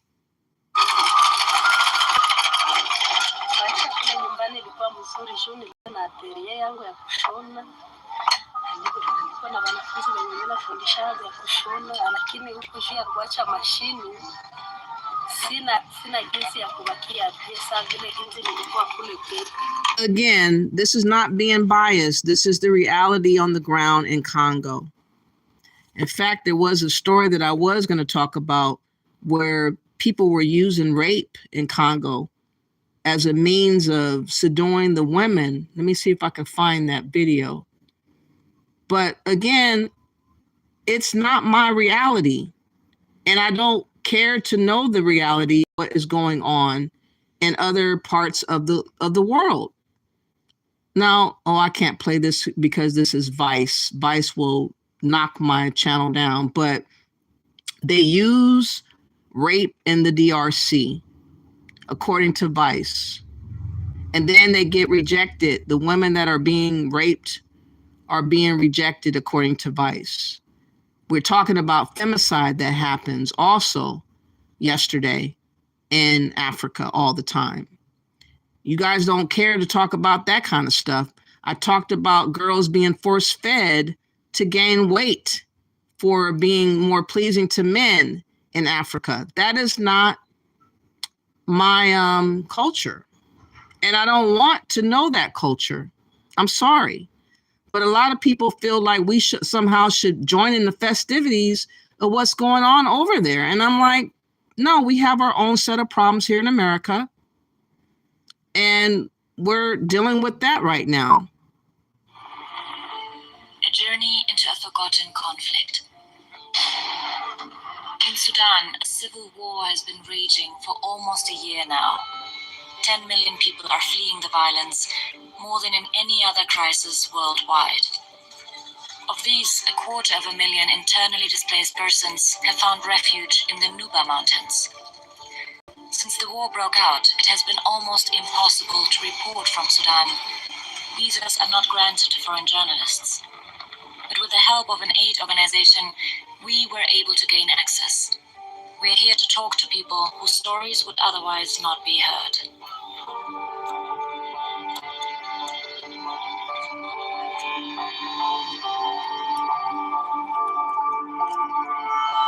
Again, it's sad what's happening over there. A lot of kids are becoming orphans over there. They're having a hard time surviving. Let me see what you guys are saying before I continue. And the question is, Sheena, the question should be why Africans aren't going back to Africa. Why don't y'all ask that question? What's wrong with Africans going back to Africa, the ones that are leaving Africa, or the ones that have left Africa 20, 30, 40, 50 years ago? Why aren't you asking them why won't they return to Africa? You guys are skipping all those people conveniently to ask Black Americans why aren't they wanting to be bothered with Africa. There's something wrong with that picture. We don't share the culture. We don't share the language. We don't share the customs, the traditions. We don't have nothing in common at this point. It's like me going to Russia or China, the same damn difference. That's why some of us are not interested, because it's such a shock, a cultural shock. And that's okay for us to accept what we are. It's okay. You said, I'm not living like this. I heard that. And Alexis Fowler says, I find the Gambia and other Muslim-dominated country is safe for long-term stays for Western women in general. And Muslim-dominated? I don't know about that, because they make women do a whole lot of stuff. And if you have to be very careful as women in those types of places. I don't know. Kirby says number PM. I don't know what that means. Rose says, no, nothing wrong, ma'am. All I am saying is that the clips you show about Sudan, etc., are not reality everywhere. No, it's reality in that country. And I make it clear that this is Sudan. I make it clear that this is Congo. I make it clear that this is Ghana. This is Nigeria. I do tell what country it's affecting, this and that and the other. I just don't want us to be believing that Africa is our paradise when it's not the Africans' paradise. How is Africa Black Americans' paradise when it's not the Africans' paradise? Does that make any sense? Why are they fleeing if it's a paradise? But we're being sold that that's our paradise, and it's ended up being our doomsday. A lot of people are becoming unalived.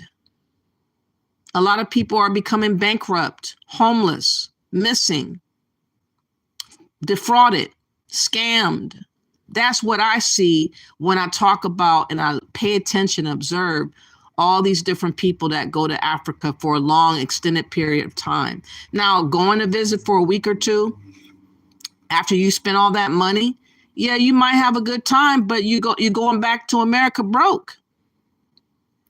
I really don't see the benefit. Personally, I don't. You said, I do show the whole story, but there's really not a lot of positivity to show in Africa.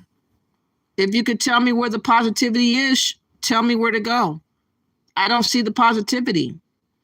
For instance, there is an issue with people just simply getting menstrual pads in certain areas of Africa. I think Uganda is having an issue. Let me see if I can find that while I let this play a little bit more.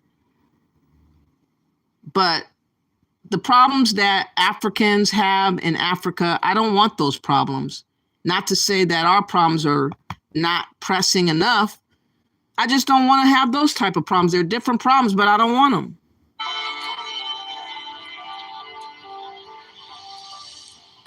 My name is Namark Ismail. I'm a nurse. I fled from the war in Khartoum.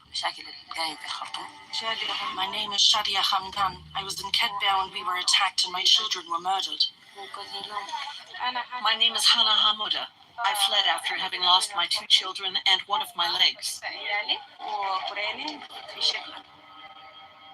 These women have survived the horrors of bombing, destruction, rape, and displacement. But they refuse to give up.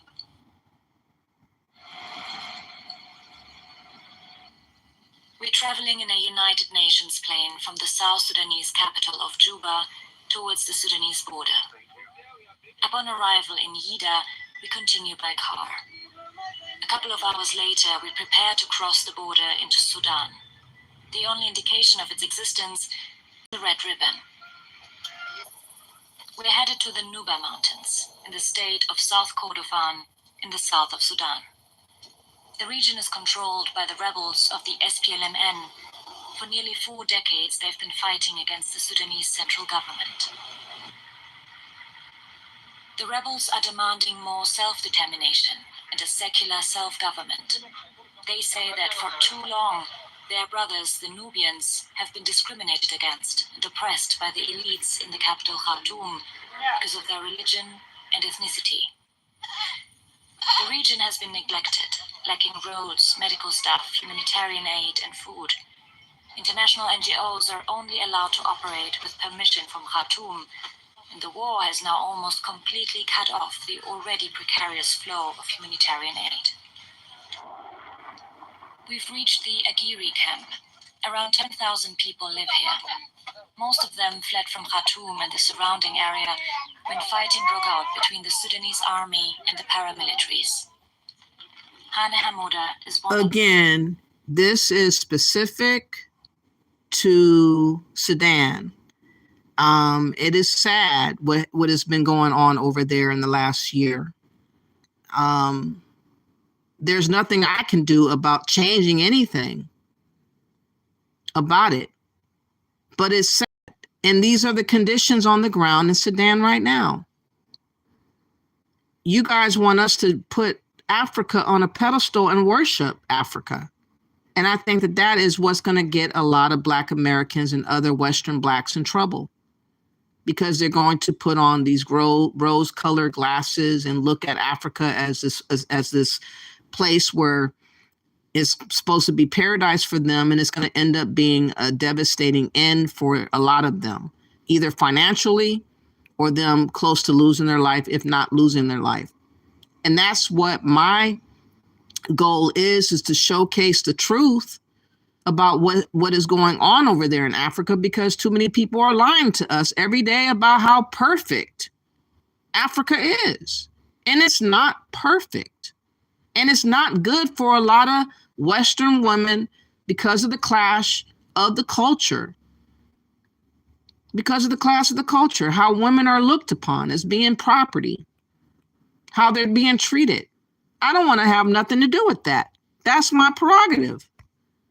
I'm sorry that you guys, if you're African, feel offended that you want us to put a spin on Africa being wonderful, but I don't see anything wonderful about it. I just don't. You said the one thing I would agree with you, though, is that there is nothing in common, totally different culturalization, Rose says. Exactly. Why are people trolling hard? I don't know. They've been trolling since I've been talking about Andrea Martin. That's when I got a lot of trolls. Sheena says they want us to switch places. This is why they are cosplaying. Exactly. But no one wants to talk about that part.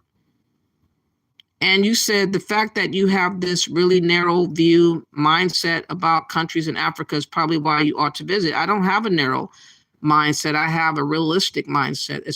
There's a difference. There's a difference. I have a realistic mindset. And you want me to put, like many other Africans love us to put Africa on a pedestal. You want us to worship Africa, and that's just not what I'm willing to do. Alexis Fowler says, no, I think the Gambia or any Muslim-dominated country is dangerous for a single African-American Western woman in general. Yeah, that's what I'm saying. It's scary. Y'all don't account the fact that there's Muslims over there that's trying to have it ran by Muslims. Think about what's going on in Nigeria. You can't say certain things or you can get burnt alive. Like that college-aged woman had said something against Allah. Next thing you know, she was set ablaze. She was killed. Women don't have the same rights as men. I don't want to go somewhere where I'm going to looked upon as less than, and I have to be careful about how I walk and how I wear my clothes and how I speak. I don't want to have to dumb myself down. So, no, I'm not willing to change. And that should be okay. But for some strange reason, when it comes to Black Americans, people think they can punk us. They think they can make us have to deal with whatever is going on over there in Africa through deception, through lying to us, through their damn teeth. But yet you see Africans not wanting to be in Africa. If they had a choice, they would be in UK or America or Canada. But we have an issue because we don't want to go to Africa? Fuck out of here. I don't even want to go visit, honestly, not sorry. Exactly. And Sheena says, right, for Black, most of us are gullible and fall for the con. It's a con. And that's my job, is to show you guys why it is a con. Rose says, would you be interested in hearing a different viewpoint? I would love to connect and talk. Well, whenever I get a StreamYard going, you are, by all, you're welcome to come on the platform if ever I can get to doing that. I don't mind talking to different people, but you can't change my mind. If you think talking to me is going to change my mind, you're going to be sadly mistaken, because my mind is very strong. I think the way that I think because of what I see and what I observe and what I discern. You haven't been to South Africa? No, I haven't. I heard South Africa is suitable for a lot of Black Americans, but they have Islamophobic attacks over there too. They be killing Nigerians and other folks over there that they deem as being foreigners at certain points in South Africa's history. Not only that, they have a high incidence of femicide towards women. I know a little bit. I've been studying up on a little bit of South Africa as well. You said I live in Cape Town. It's beautiful here. Wrong government. I can agree with you there. Real talk. You said your name is Talk Stranger One. And you said, what's wrong with the way women are treated in South Africa? Well, being killed unalived, femicide is wrong. Being raped is wrong. Women being viewed as being not significantly recognized is wrong. That's what I see what's wrong with South Africa. Hey, what's up, Miss D? Miss D, how you doing? Suit 201. We don't need to visit. Almost every country has major conflicts. Yup. Alexis Fowler says most African-American travelers have not looked up the statistics like expectancy, HIV, AIDS, average income in these African countries. And they don't. Amanda says, wait, you're going back to Africa? No, I'm saying no. Alexis Fowler says, I'll visit for a short term, but staying in America, best country. At least for now, that is. But leave it to Biden. He's going to destroy America bit by bit. Rose says, I do not want you to put Africa on a pedestal, not at all. I am born and raised there. There is a lot that is bad. That said, there is a lot that is great as well. Are you living in Africa right now, Rose? Can I ask you that? Are you living in America or the UK now? Because it's easy for you to reverence Africa better once you leave, I've noticed. I notice a lot of Africans talk about Africa and talk about their country being great and better, but they're not there in their country that they're talking about. They're in America talking and arguing with me. And I find that very odd. Is it true that you must walk on eggshells when you see cops? I don't. I'm respectful. I know how to handle cops by asking them, is it okay that I sit down and get my information for them to look over? If you don't act aggressive with cops, more than likely they're not going to act aggressive with you. I think a lot of times that some of us get spoofed or spooked and we respond and overreact.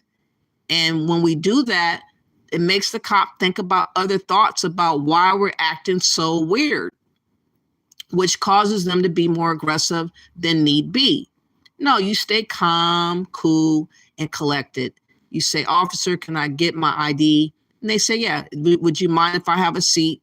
I got pulled over by a cop maybe a year or so ago. I took over the conversation. I said, would you mind if I get my ID and have a seat? Oh, yeah, sure. Grabbed my information, gave me a ticket, and I was on my merry way. No, I didn't argue with him and say, why'd you stop me from going where I was going? I didn't do nothing wrong, officer. I didn't do none of that. When you do that is when you're going to have problems with cops. Sheena says, my concern is what is going on in the U.S. I am impacted by it. What happens in Africa has nothing to do with me. Facts. They don't want to hear that, though. There's a lot of trolls in here today. That's what I want to know, Rose. Do you live currently in America? Why you want to say America? I mean, Africa it has its good parts, but you're not experiencing those good parts if you're not there. Ms. D says the same Rose is not in Africa, so why is she trying to get us over there? That's what I'm saying. It's weird. Would not be seeking to change your mind at all, but giving you a viewpoint of someone who has lived in both U.S. and Africa. And I bet you you're still in the United States and not in Africa. And I bet you're never going back. Lupita says, do you love The Rock? The Rock, who you talking about, the actor? Not really. Hi, Hale, how you doing? And Lady P says, knew she didn't live there. That's what I'm saying. Like, she wants me to go visit, but she's not even there. Alexa says a large number of Singhalese and Gambian men have moved into NYC. Exactly. Chris says, looking nervous triggers cops. Exactly, Chris. If you look uncomfortable, if you're shaking and shimmering and pacing about and looking like you're hiding something or you're nervous, you're going to make them think the worst about what's going on with you. They're going to probably think you got drugs on you. They're probably going to think you have a gun on you. They're probably going to think you just did something that you had no business doing. When you act that way, if you just stay calm and you say, officer, is it okay if I get my ID and have a seat? Oh yeah, go ahead. They won't bother you. It's when you don't do those things that they have a problem with you. Communita says, why doesn't Africa West ever publicly apologize for engaging in the slave trade? They have, but they don't mean it. That's the thing. And I don't want no apology because how cheap is an apology?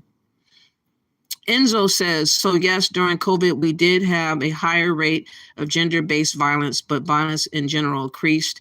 And after COVID, things returned to normal. Again, I believe what you say, but I have my own set of problems in America. And I respect where I live, and I just don't see the point in going somewhere else that I'm not from. It's just not in me it means you strike a woman, you strike a rock. You strike a rock. Huh. That's interesting. So let me get back to this lady that's giving her reasons why we're not going to Africa, which is baloney. Where everybody in there looks like you. There's a sense of comfort. You're able to relax a little bit more as opposed to when you're in mixed environments, or as most of us are in environments where we're the minority. But I think a lot of us have just don't have enough education about what Africa is, what it's able to offer. I think we hold some very common misperceptions about it not being civilized, about Africa, inability for us to make money there as we would here. I mean, I've said this before. But that's the truth. You can't make money in Africa because if you could make money, then they would not have fled to come elsewhere because they want to have a living and an opportunity to have a better life. Africans wouldn't be risking their lives on those boats to try to get away from Africa. But somehow we're not supposed to hold the information that we can see with our own eyes and ears as a fact of the situation that's going on with Africans. We're supposed to ignore all that and say, but it's our paradise. That don't make no sense. This country, and it still bears to be true. America ran the greatest PR campaign in the world. All right. When people say best nation on earth, best country in the world, those are affirmations. They're not actually facts sometimes, right? But most of us... A land of opportunity. Land of opportunity. Yeah. Like, these are very positive affirmations. And this is not to suggest that our democracy has not worked in many ways, or that this hasn't been a land of opportunity for some people. Of course it has. There's no doubt about it. But the idea that we are the gold standard with these ideals is not exactly true. A lot of us have bought into the American PR campaign, and we haven't explored the world enough to know that there are other places where there is legitimately a better life. And I think a lot of us would be surprised if we had the opportunity to go to Africa about how well we would thrive there and what that would mean. I mean, and some of it is and that's a lie. Again, from the depths of hell. That's why she has her ass in America and she ain't never leaving. Again, this is a Democratic shill. They're all in on this agenda. These are globalists. They're trying to colonize us to Africa. They're trying to make us feel bad about ourselves. They're trying to gaslight us to death. And it's not working out, but she's trying. Emotional. I mean, obviously, if you're an African-American living today, you've been here your whole life. You don't, even if you've explored the world, your way of life is here. And I don't blame people also for feeling as if, hey, I've poured this much into this country and I know it has its problems, but I feel like this is the best place for me. I don't blame them for feeling that connection. But there is something to be said that at some point, if things don't change here, if it looks like we're still kind of stuck in the same flying pattern, I would not be surprised if more African Americans here decide not just about returning to Africa, but just living abroad, period. Where they Again, does she see any issue with Africans staying in America? Does she see any issue with Jamaicans and Haitians and other Black people that have come to America? Why won't she talk about them returning to their homeland? Why is she not talking about them having a better life and making it better for where they fled from? It's always on the so-called Black American. They have it bad with this obsession about trying to tell us what we're supposed to think, what we're supposed to do. But there's other Black people that's over here, millions of them. She ain't said a word about them. What is wrong with her? Like they may be safer and where they feel like they may have more equality. Yeah, I mean, a friend of mine, Napoleon from Tupac's group, The Outlaws, he converted to Islam and he moved his entire family to Saudi Arabia. And he couldn't be happier. He could not be happier. He knows that his kids are safe. He knows there's no drugs or guns, like the way he grew up in Jersey.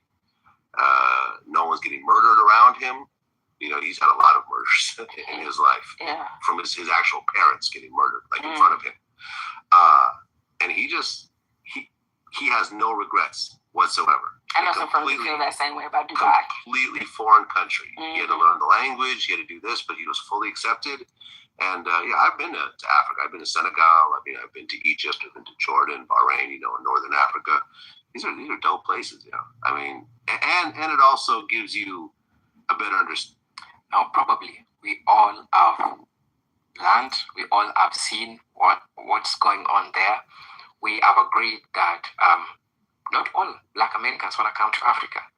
Some African Americans want to come to Africa, and some people are already investing in Africa. I would say, I won't mention them. You know them because you normally follow them because you see them. Africans are not calling you to come back to Africa. And I'll say this. But that's a lie, because that's what you're doing right now. This is what I mean about them. They say one thing, but they mean another. They emphasize Black Americans every live or every video that they do. They have us in their title. They're obsessing over everything we say, everything that we observe, everything that we are not willing to do. It's hyphenated, it's highlighted as an issue. But they don't do that to the Africans. They don't do that to other groups of Black folks. They need to leave us alone already. And he's lying right here. Why? I'm not calling you to come back to Africa. God is the one who is using me to always wake up and tell you to come back to Africa. Africa. God sends his people back to Africa. Most of the people who you see them coming to Africa, spirits send them. I know you'll say that, this boy is saying crap. Normally his videos, he normally says crap, But I'm telling you the truth. It is the spirit. Africa itself is calling you at home. Remember when I began this video, I told you. Again, ain't nobody calling me nowhere because I ain't going. The only thing that I'm missing out that I want to do is try out some of the food. But as soon as I find a restaurant that I'm sure I'll find eventually, I'm going to try the food. But that's the only thing I'm missing. But I don't think I can eat a lot of it because I think it's too spicy. And my body can't handle anymore too spicy of foods. But something as simple as menstrual pads. Oh my goodness, my phone just did something. Something as simple as menstrual pads, y'all, are not being had over there in Uganda. Look at this story right here.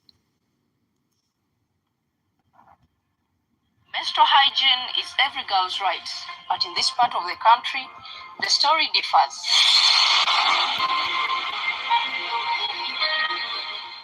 They told me that when I'm in my period, that I should use the soil, these white polythene bags. Girls use materials like polythene bags and sand to manage their menstrual days. I've met these girls in Jinja in eastern Uganda, and to them, sanitary wear is a new story. We make holes on it. One side, this side, you have to make holes on it. Now this side, you don't. So that the blood will just enter and stay there. But sometimes the blood will not enter, it just pass. If you put my soil, even you cannot be able to move. So you can put, for you measure, just small, wemba akakomodde bulungi kubeera mbeera bubiri nenkomodde akamu wenkakozesa leero nenkooza nenkateeka mu kintu ekiwolu this one sikateeka mu. Again, something as simple as menstrual pads. They're having issues with having pads in rural parts of Uganda. And this just shows how far behind they are. Communitas says Are African countries powerful enough to protect themselves, or are they at the mercy of first world countries? I would say that they're at the mercy.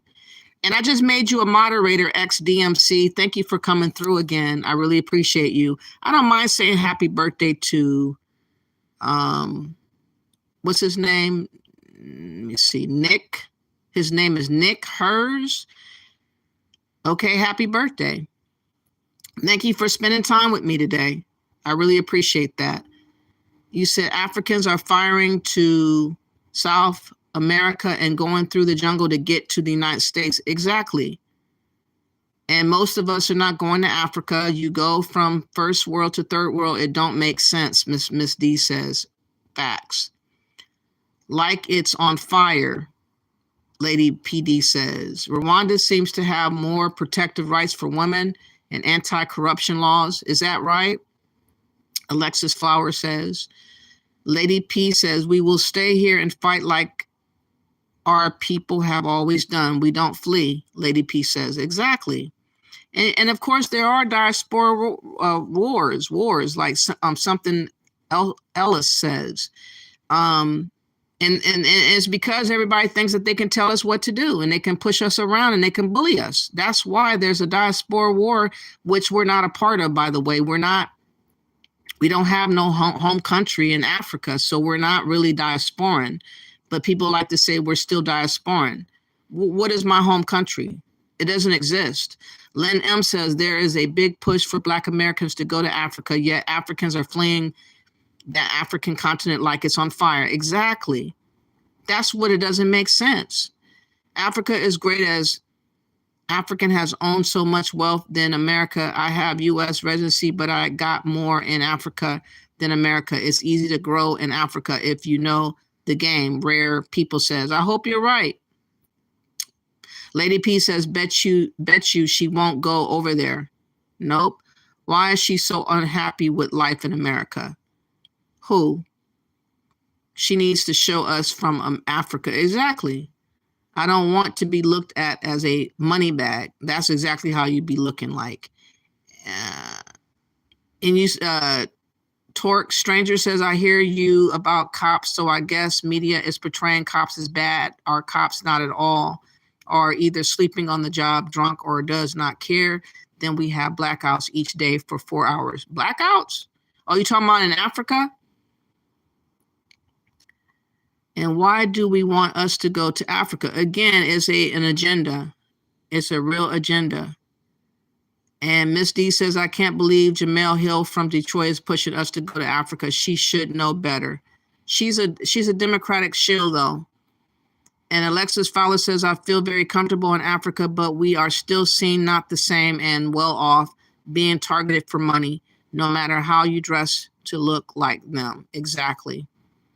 Sheena says Africans do not take responsibility for their part in slave trade. They blame everything on white people. Conveniently, yep. And Day Lightly says recognize who we are when we go places. They already know who we are. Indian, when you refer to yourself as African American, you become a target for tourists. I don't call myself African American. I call myself Black American. And why so many Africans leaving to go to Europe if Africa is such a great place to live? Exactly. So this is the conclusion of my video, y'all. My phone is about to die, and I can't have that happen. So, let me see what XDMC said. Thanks for the wrench, no problem. Lynn M says, con men trying to tell Black Americans they can do well in Africa when Africa can't do well. Facts. Dale says, hey, from Cape Town, South Africa. How you doing, Dale Johns? XDMC says, we have a Nigerian working in our IT department, and he told me he's never going back to Nigeria, not while the country and government is the way it is. Facts. Lynn M says, everyone say that those Africans look at Black Americans as cash cows. That's exactly what they're doing to us. And Miss D says, Lynn M, right, we never been there. And Sheena says, once the Africans bankrupt us, we will be of no use to them. We'll be refugees then, Sheena. We'll be refugees. Thanks for your video. Loved it. Thank you so much. I appreciate it. I'm good. Just got a 4-hour blackout here. What? Oh, no. In South Africa? that's the kind of thing that I don't want to deal with. Is there something wrong with me for not wanting to deal with blackouts? I don't think so. But again, y'all, I don't hate Africans, okay? I don't know enough of them to hate them. I just don't like the environment in which a lot of places of Africa looks like, and I don't want to deal with such a big change of cultural situations for women. I don't think it's safe for many women to go to places like Western Africa, the Gambia, in Nigeria and other areas like that. I just don't think it's a benefit for us. That's my opinion. Other people can believe how they want to believe. You can't just make me believe what you believe. And I think that if we come to terms with respecting ourselves and respecting other people's opinion, then we can get along a little bit better. And you said it's scheduled 2 to 3 times a day for blackouts. We want to get out of here. It's a beautiful place, but the government is corrupt. And that's my point. Why do I want to be putting up with corrupt governments? How could we be expected to unify with that? That's why we don't want to deal with Africa. Not only that, it costs money to deal with Africa, and we don't want to. That's just it. So with that being said, thank you all for appearing. Please like and share the video. Please subscribe to my channel. My channel is about talking about conversations that are not as comfortable as, we would like, but we need to have these conversations. I intend to look into trying to get StreamYard, but I don't know if I can do it with my phone because it overly gets hot and it cuts out. So I don't know, but I'm looking into that. But please like and share the video, subscribe to my channel, and I'll be back, if not tomorrow, the next day, okay? So please have a great day, a blessed day, and bless up.